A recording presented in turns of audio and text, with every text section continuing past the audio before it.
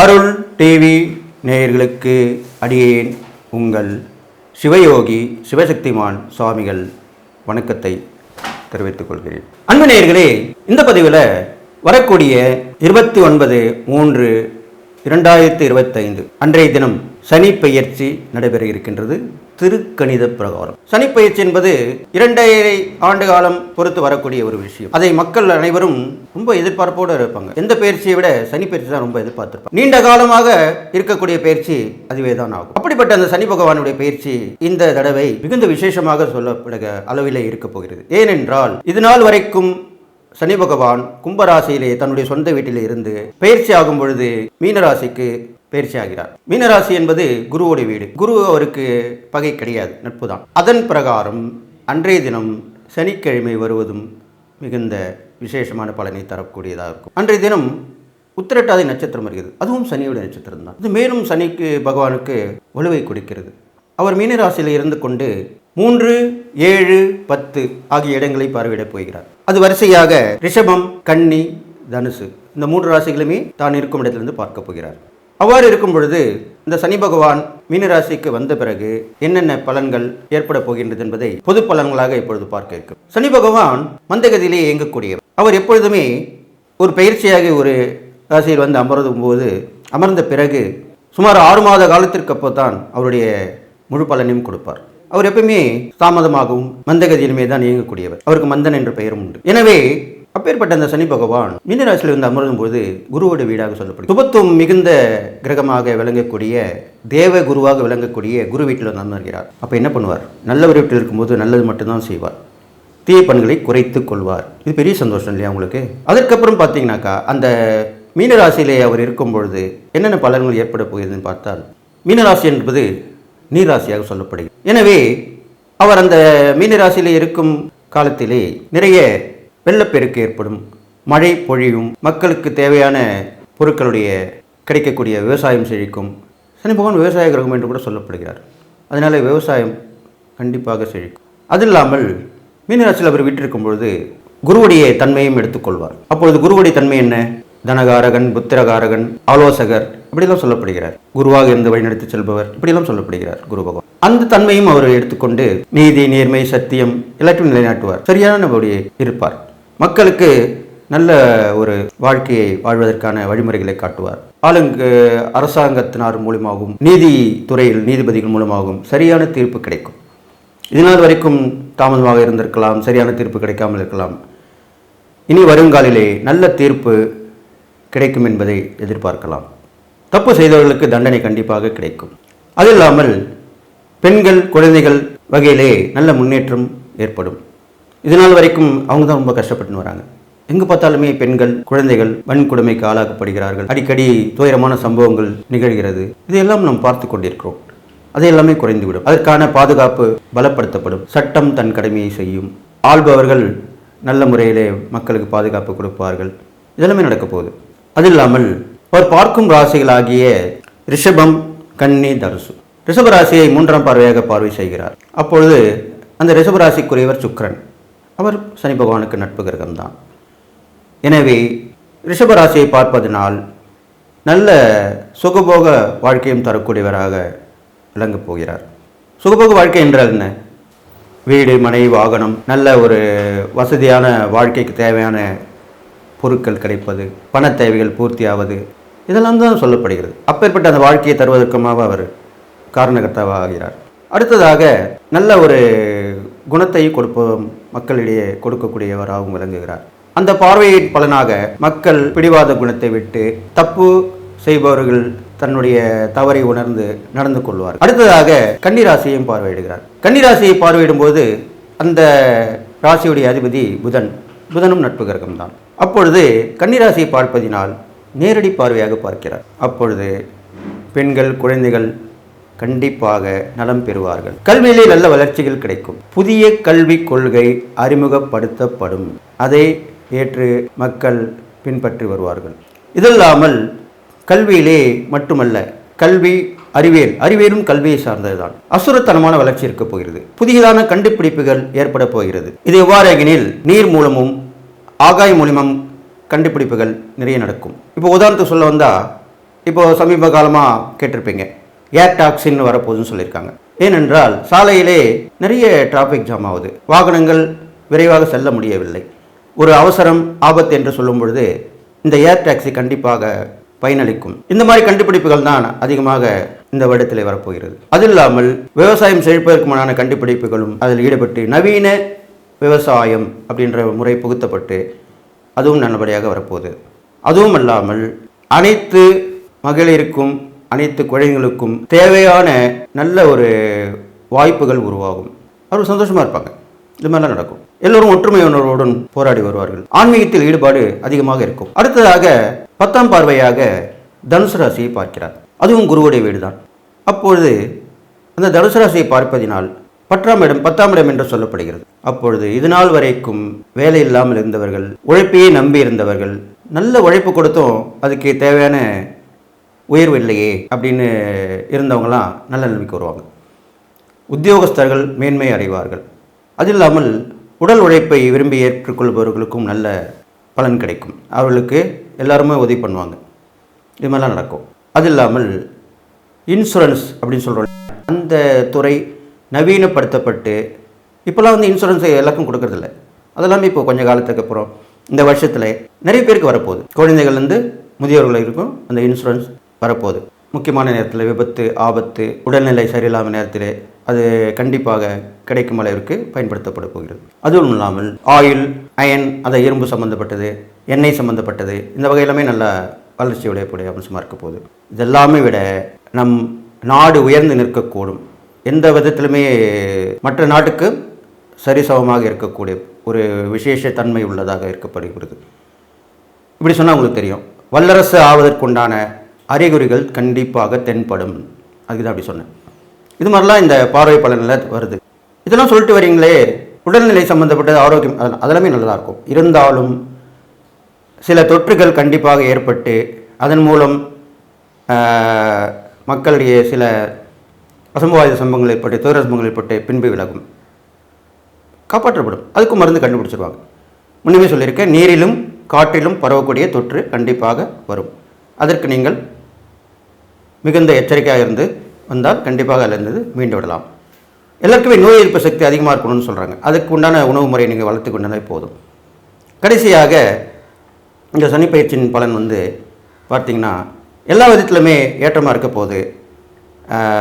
கடுமையாக உழைக்கிறவங்க, போராடுறவங்க, நல்லா கேட்டுங்க, போராடுபவர்களும் உழைப்பவர்களும் நல்ல நிலையில் இருக்க போகிறார்கள் இந்த வருடத்தில், இந்த சனிப்பயிற்சி நேரத்தில் என்று சொல்லி எல்லாருக்கும் எல்லா நலமும் பெற்று வாழணும்னு சொல்லி வாழ்த்தி இந்த சனிப்பயிற்சி பலன் பொது பலனை எதிர்ப்புடன் நிறைவு செய்கிறேன். அடுத்ததாக 12 ராசிகளுக்கு உண்டான சனிப்பயிற்சி பலனை சொல்லப் போகிறேன். அதை நீங்கள் கவனமாக கேட்டு எல்லா நலமும் பெற்று வாழணும்னு சொல்லி வாழ்த்தி இப்பொழுது ஒவ்வொரு ராசிக்கு உண்டான பலனை சொல்லப் போகிறேன். நன்றி, வணக்கம். ரிஷபராசி நேயர்களே, இந்த சனிப்பயிற்சி பலன் பார்க்கும் பொழுது உங்களுக்கு சனி பகவான் உங்களுடைய ராசிக்கு 11ஆம் இடத்திலே வந்து அமர்ந்திருக்கிறார், அமரப்போகிறார். அந்த 11ஆம் இடத்திலிருந்து 1, 5, 8 இந்த 3 இடங்களையும் பார்க்கிறார். அப்பொழுது என்ன பலாபலன் ஏற்பட போகுது, அதுக்குண்டான இறை வழிபாடு என்ன, தான தர்மங்கள் என்ன, அதை பற்றி நம்ம சொல்லப்போம். பொதுவாகவே 11ஆம் இடத்திலே சனி பகவான் வந்து அமர்வது மிகுந்த விசேஷத்தை கொடுக்கக்கூடியது. உங்களுக்கு இந்த வருடம் மிக மிக நன்றாக இருக்கும். சனி பகவானுடைய அருள் உங்களுக்கு கண்டிப்பாக கிடைக்கும். எப்பொழுதுமே 11ஆம் இடத்திலே வந்து அமரக்கூடிய கிரகங்கள் சுப கிரகங்களாகட்டும் பாப கிரகங்களாகட்டும் நன்மை தான் செய்யும் என்பது ஜோதிட விதி. அந்த வகையிலே இந்த ரிஷபராசிக்காரர்களுக்கு சனி பகவான் நல்லதை மட்டுமே செய்ய போகிறார்.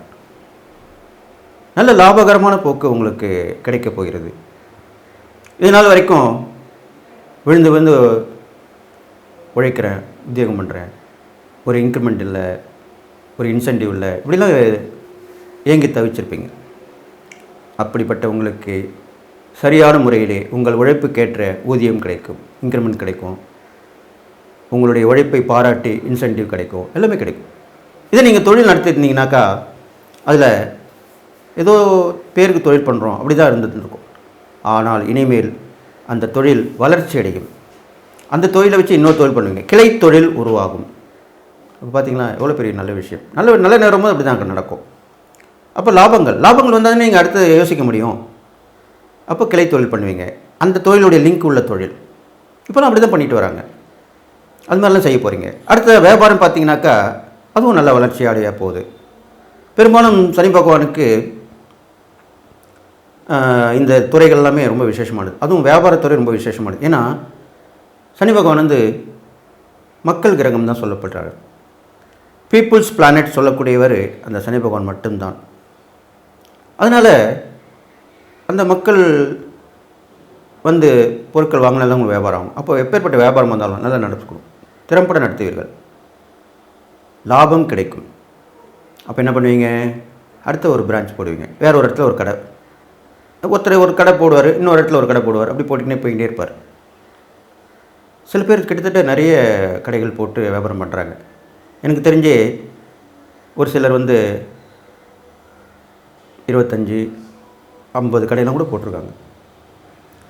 இது மாதிரிலாம் நடக்குது. நிறைய பிரான்ச்சஸ் ஓப்பன் பண்ணுவாங்க. அந்த வகையில் உங்களுக்கு அது நடக்க போகுது. அது இல்லாமல் உங்களுக்கு இறை வழிபாடு நல்ல பலனை தரப்போகுது.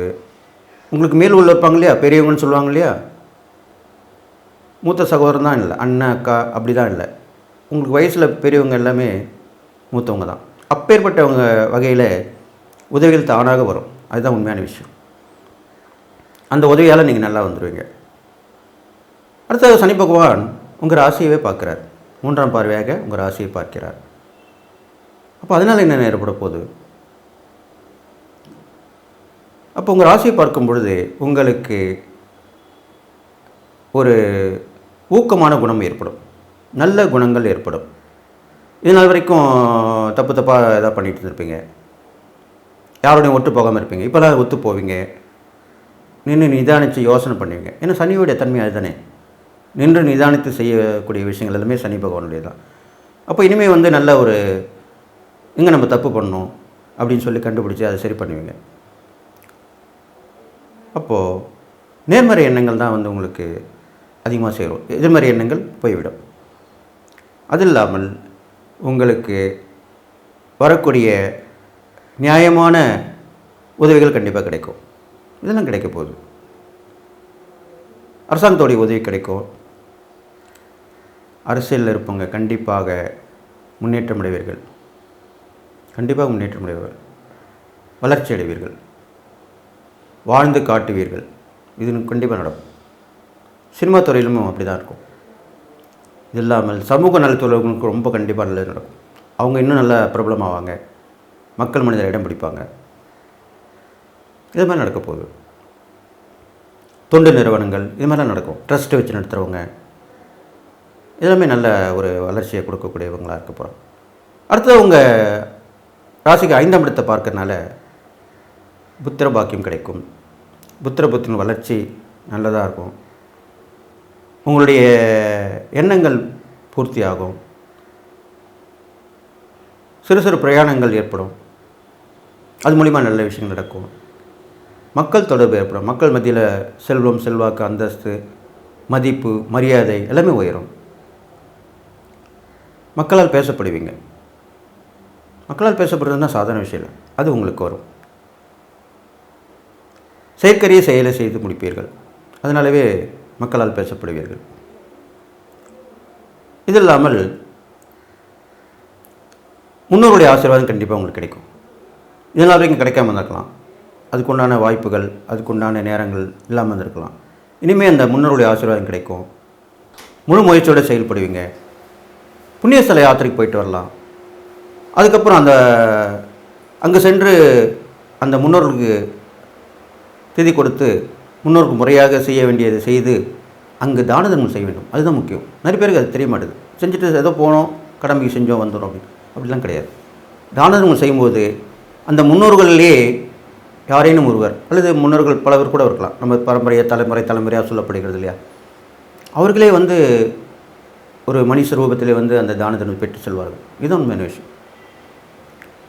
காகம்தான் சொல்லுவாங்க. காகம் இருப்பது உண்மைதான், அது சனியுடைய பகவான் வாகனம் என்று சொல்லப்படுகிறது. காகம் வந்து உணவை எடுத்துக்கொள்ளும். சனிக்கு பிரீத்தி, காகத்துக்கு உணவு வைப்பதும் சொல்லப்படுகிறது. இருந்தாலும் நீங்கள் இந்த திதி கொடுக்கும்போதும் தர்ப்பணம் கொடுக்கும் பொழுதும் முன்னோர்களுக்கு உண்டான காரியங்களை செய்யும் பொழுதும் அவர்களுக்கு உணவு வாங்கி கொடுக்கலாம், நீர் வாங்கி கொடுக்கலாம், பொருட்கள் வாங்கி கொடுக்கலாம், ஆடைகள் வாங்கி கொடுக்கலாம். உங்கள் வசதிக்கேற்ப செஞ்சலாம். எல்லாம் செஞ்சுட்டு வந்தால் நல்லா நடக்கும். அடுத்ததாக சனி பகவான் உங்கள் 8ஆம் இடத்தை பார்க்குறார். அப்போது 8ஆம் இடத்தை ஆயுள்காரங்களையும் ஆயுள் சார்ந்து பார்க்குறார். அப்போ கண்டிப்பாக எப்பேற்பட்ட ஆபத்து விபத்து வந்தாலும் தப்பிச்சிருவீங்க. அதுலேருந்து மீண்டு வந்துடுவீங்க. நோய் நொடியில் இருந்தாலும் திரும்பி வந்துடுவீங்க. எதிர்பாராத தன வரவு கிடைக்கும். திடீர்னு வந்து கொடுத்துட்டு போவாங்க, யாராச்சும் ஹெல்ப் பண்ணுவாங்க. நீங்கள் ஏற்கனவே பண்ணியிருப்பீங்க இல்லையா, அது வந்து 1க்கு 2ஆக வரும். அது இல்லாமல் சந்திப்புகள் நிகழும், எதிர்பாராத சந்திப்புகள். பழைய நட்புகள் புதுப்பிக்கப்படும். திடீர்னு வந்து புதுசாக நட்பு ஏற்படுறவங்களும் அவங்களுக்கு வந்து உங்களுக்கு உதவி பண்ணிட்டு போவாங்க. அதாவது கேட்காமல் கிடைக்கக்கூடியது தான் எதிர்பாராமல் நடக்கக்கூடிய விஷயங்கள். அதெல்லாமே நடக்க போகுது உங்களுக்கு. நீங்கள் வணங்க வேண்டிய தெய்வம் பார்த்தீங்கன்னாக்கா சனி பகவானுக்கு பிரீத்தி பண்ணணும். சனி பகவானுக்கு மாலை நேரத்தில் 11 எல் தீபம் போட்டு அபிஷேகாராதனை பண்ணலாம், வசதி இருந்தால். இல்லைன்னா எல் தீபம் போட்டு விளக்கேற்றிட்டு அர்ச்சனை செய்துவிட்டு மாற்றுத்திறனாளிகளுக்கு உதவி தான தர்மம் பண்ணிட்டு வரணும். இதுதான் சனியோட பிரீத்தி. இது இல்லாமல் விநாயகர் வழிபாடு வைத்துக்கொள்ளலாம். விநாயகருக்கு தேங்காய் உடைத்த தையல் விளக்கேட்டு வரலாம், நல்லெண்ணெய் ஊற்றி அருகம்புல் வைத்து வழிபடலாம். ஆஞ்சநேயருக்கு துளசி மாலை சாற்றி வெண்ணெய் காப்பு சாத்தி வெற்றிலை மாலை போட்டு வழிபட்டு வரலாம். இது மாதிரிலாம் பண்ணிட்டு வரலாம். இதுதான் சனிக்கு பிரீத்தி. அது இல்லாமல் சனிக்கு விசேஷமாக ஸ்தலமாக சொல்லப்படக்கூடிய திருநள்ளாறு, குச்சனூர், திருக்கொள்ளிக்காடு இப்படிப்பட்ட ஸ்தலங்களும் போயிட்டு வரலாம். இதெல்லாம் போக முடியாதவர்கள் வீட்டுக்கு அருகாமையில் உள்ள ஆலயத்தில் இருக்கிற நவகிரகத்தில் இருக்கக்கூடிய சனி பகவானுக்கு வழிபாடு செய்து பிரீத்தி பண்ணிக்கலாம். இது மாதிரிலாம் செஞ்சுட்டு வரலாம். இது எல்லாற்றை விட இந்த சனி பயிற்சிக்கு நீங்கள் முக்கியமாக வணங்க வேண்டிய தெய்வம் வேணுகோபால சுவாமி. பெருமாள் தான் வரும், அவருடைய பெயர். அது நிறைய பேர் இருக்கு இல்லையா, ஒவ்வொரு தெய்வத்துக்கும் பல பெயர்கள் அவதாரம்னு சொல்லப்படும். அப்பேற்பட்ட அந்த வேணுகோபால சுவாமியை இந்த வருடத்திலே நீங்கள் வணங்கி வர வேண்டும், இந்த சனி பயிற்சி நடக்கக்கூடிய தினத்திலே. அப்பொழுது அவரை வணங்கி வர உங்களுக்கு இதெல்லாமே எதனா ஒரு விட்டு போயிருந்தால் கூட, நான் சொன்ன இந்த இறை பரிகாரங்கள் தான தர்மங்கள் செய்யாமல் இருந்தால் கூட அந்த வேணுகோபால சுவாமி பிடிச்சிட்டு வணங்கி வந்தீங்கன்னாக்கா அவர் உங்களுக்கு காத்து எல்லா வகையிலுமே ஏற்றங்களும் கொடுப்பாரு. இந்த சனி பயிற்சி ஏற்படக்கூடிய தீமைகளை விலக்கி நன்மையை கொடுப்பாரு. இது மாதிரிலாம் பண்ணலாம். சூட்சும பரிகாரம் தான் அப்படி சொல்லப்பட்டிருக்கு. அதை நீங்கள் கண்டுபிடிச்சி வரலாம். இதெல்லாமே இந்த இருக்கும் பலன், பார்வை பலன் நான் சொல்லியிருக்கேன். இதெல்லாம் நீங்கள் கவனமாக இருந்து நிறைவேற்றி வழிபட்டு வந்தீர்களானால், சில பேருக்கு அந்த கேள்விகள் இருக்கும். இறை வழிபாடு பண்ணணுமா, தான தர்மம் பண்ணணுமா, பரிகாரம் பண்ணணும், இதெல்லாம் பண்ணலாம் கூட. அந்த சொல்லக்கூடிய அந்த சூட்சும தெய்வமான அவரை வணங்கலனா கூட சுத்தமான மனதோடு இருந்து வந்த நிலை போதுமானது. சனி பகவானுக்கு அதான் பிடிக்கும். நீதி, நேர்மை, சத்தியம் தவறாமல் இந்த சனி பயிற்சி முழுவதுமே வாழ்ந்து வந்தீர்களானால் உங்களுக்கு எந்த பரிகாரமும் தானும் தேவையில்லை. உங்களுடைய முன்னேற்றம் தடுக்கப்பட மாட்டாது. நல்ல வாழ்க்கை வாழப்போகிறீர்கள் சொல்லி நீங்கள் எல்லா நலமும் வளம் பெற்று வாழ்வீங்கன்னு சொல்லி வாழ்த்தி விடைபெறுகிறேன். நன்றி, வணக்கம். கடவுள் அருள் டிவியை பார்த்தமைக்க நன்றிகள். மேலும் இது போன்ற தகவல்களை தெரிந்து கொள்ள கடவுள் அருள் டிவியை சப்ஸ்கிரைப் செய்யுங்கள். மறக்காமல் பெல் ஐக்கானை கிளிக் செய்யுங்கள்.